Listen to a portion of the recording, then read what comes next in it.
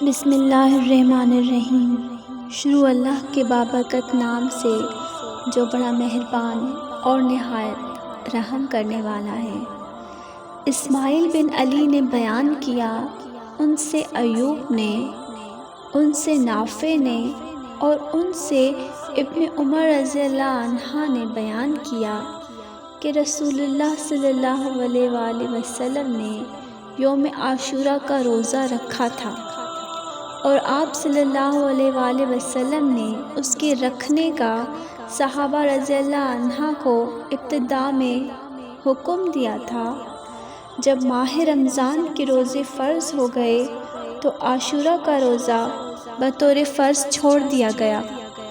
عبداللہ بن عمر رضی اللہ عنہ عاشوراء کے دن روزہ نہ رکھتے، مگر جب ان کے روزے کا دن ہی یوم عاشوراء آن پڑتا